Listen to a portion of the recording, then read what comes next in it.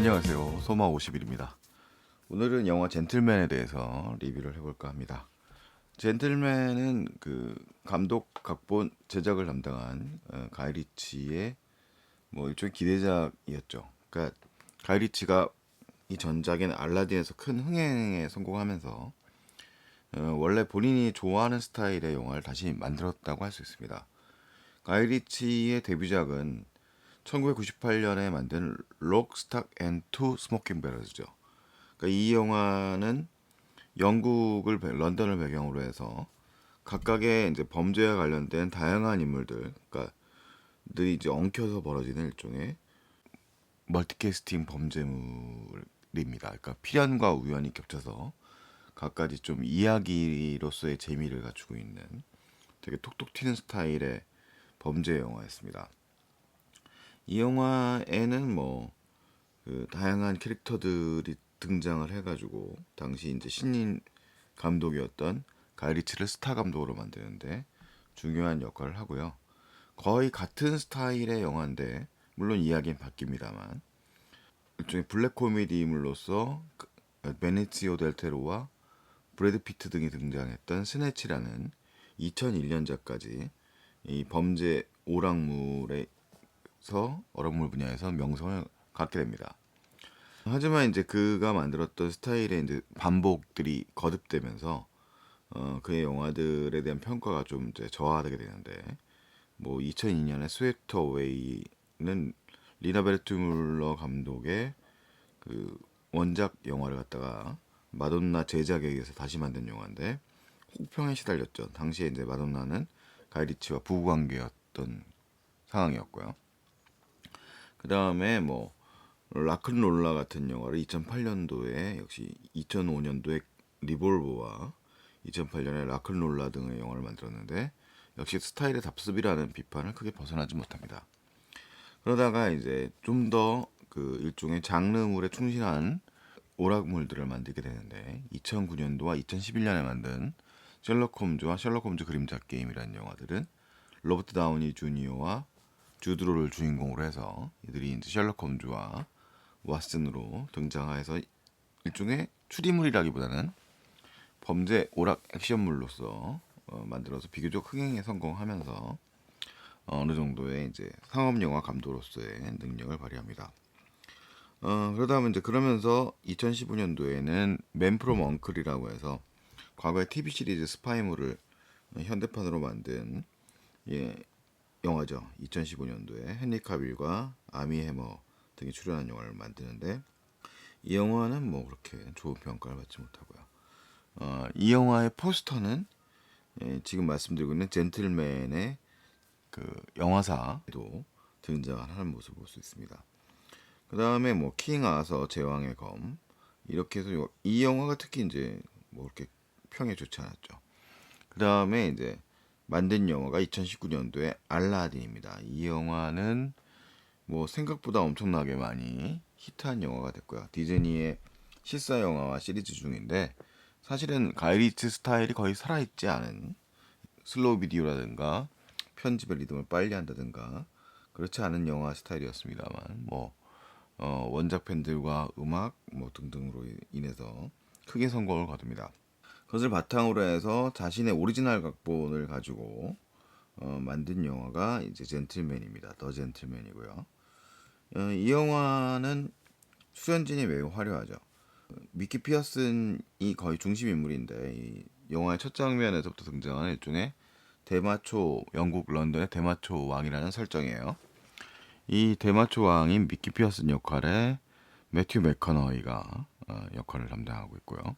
이 영화를 끌고 나가는 그 여기 구성에서는 일종 사립 탐정이라고 할 수 있는 플래처가 자기가 와서 이제 정보를 그 매튜 맥커너이가 맡는 미키 피어슨의 오른팔이라고 할 수 있는 레이먼드 역의 찰리 허넴에게 와서 이야기를 하는 그런 구성으로 되어 있는데 일종의 사기꾼 또는 일종의 협박꾼 약간 좀 그런 역할의 플래처 역할의 휴 그랜트가 출연을 합니다.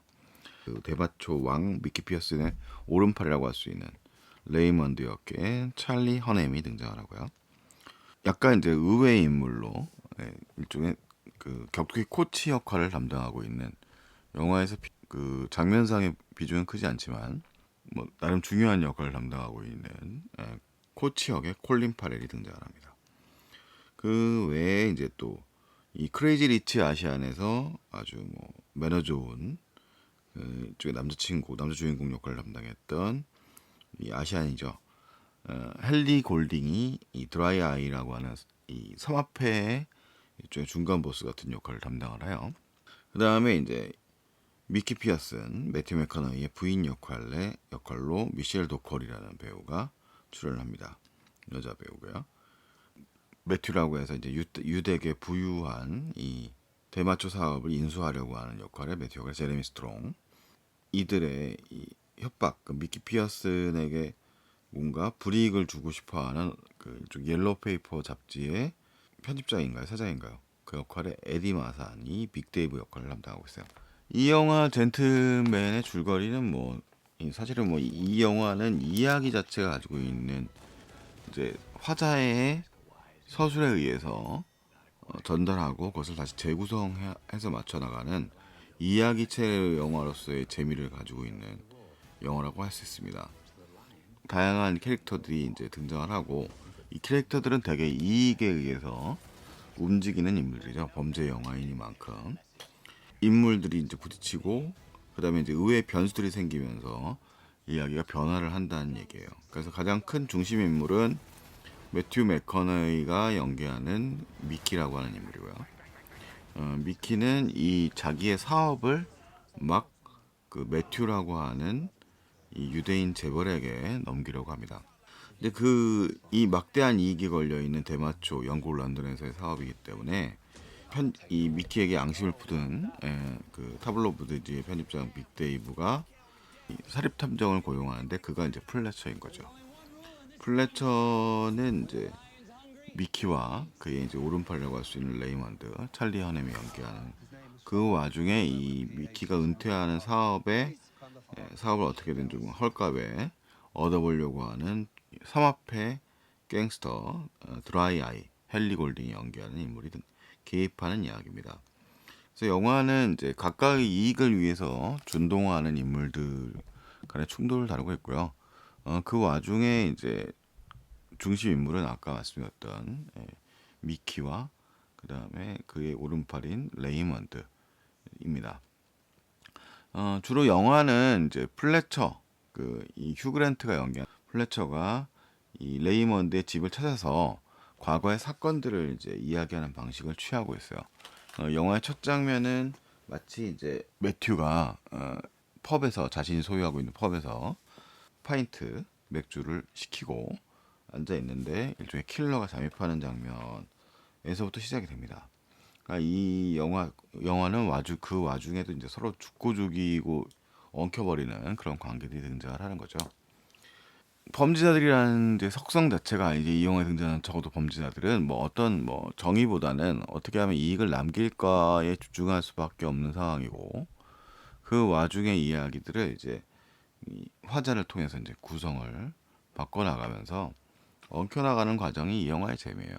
사실은 뭐 이런 방식은 이제 아까 말씀드렸던 가이 리치의 락스타겐 그투 스모킹 베럴스와 스네치 등에서 이미 많이 사용된 방법인데 이 영화는 편집의 리듬 같은 것들이 그 전 초기작들에 비하면 그렇게 빨리 내리는 편은 아닙니다. 조금 영화가 이야기를 쭉 밀고 나가는 느낌들이 있는데 그럼에도 불구하고 등장인물들이 많다 보니까 그들의 이제 충돌들이 처음엔 잘 들어오지 않는다라는 단점이 좀 있어요. 하지만 각각의 인물들의 행동의 그 흐름들을 쫓아가다 보면 이야기 자체로서의 재미가 이제 있죠. 일종의 성인용 코미디, 블랙 코미디 범죄물이라고 할 수 있을 것 같고요. 이 역할에는 런던이란 공간도 꽤 비중을 많이 차지합니다. 그 런던이라는 공간은 이제 갱스터물로서의 이제 분위기를 확 바꿔주는 역할을 담당하고 있고, 뭐 맥커너이 같은 경우에는 애초에 미국인이기 때문에 영화의 설정상 되게 트레일러 파크 가장 미국의 하류층에 살던 청년이 영국의 이제 명문 옥스퍼드에 입학하게 되어서 이제 대마초 사업에 이제 눈뜨게 된다 뭐 이런 설정이에요.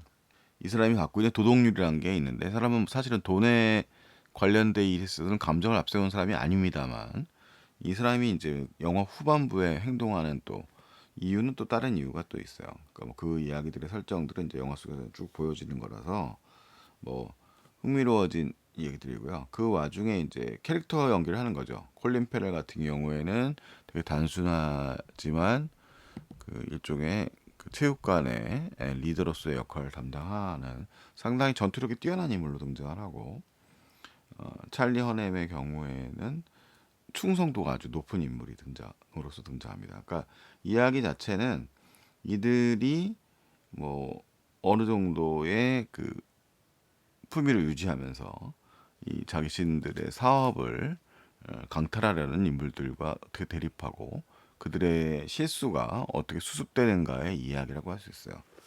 이 영화는 가이 리치의 오리지널 스타일들의 편집 방식과 음악의 활용, 그다음에 빠른 이야기 전개 등의 그런 좀 특징들을 볼 수 있는 영화입니다. 하지만 이제 표현 방식 같은 거는 그 과거의 전작들에 비하면 그렇게 과격하지 않은 편이에요. 물론 뭐 설정상으로야 뭐 시체가 등장하지 않는 게 아니고 뭐 살인이 등장하지 않는 건 아니지만, 이것들을 풀어나가는 방식들은 뭐 그렇게까지 과격하지는 않다. 그래서 뭐 편안하게 볼 수 있는 일종의 범죄물로서 뭐 무난한 편이라고 말할 수 있습니다. 뭐 이렇게 아주 뭐 일종의 픽션의 산물이라고 말할 수 있을 것 같고, 뭐 흥겨움이 중심이 되는 그런 범죄 오락물이라고 할 수 있을 것 같아요. 배우들이 연기가 가장 볼만하죠. 이 영화는 치고받는 배우들의 일종의 뒤통수치기의 거듭을 통하여 보는 그 갱스터물이라고 할 수도 있지만, 그 하이스트 무비 같은 성격도 가지고 있는 뭐 그런 영화라고 할 수 있습니다. 이상 뭐 이 정도로 간단하게 이 젠틀맨에 대한 간단한 리뷰를 말씀드렸습니다. 한 별 3개 정도로 보시면 됩니다. 뭐 아주 대단한 걸작도 아니고 그냥 경쾌하게 볼 수 있는 영화다. 가이 리치 스타일의 영화다라고 이해하시면 될 것 같아요. 자, 그러면 다음에 또 만나도록 하죠. 이상 소마 50일이었습니다.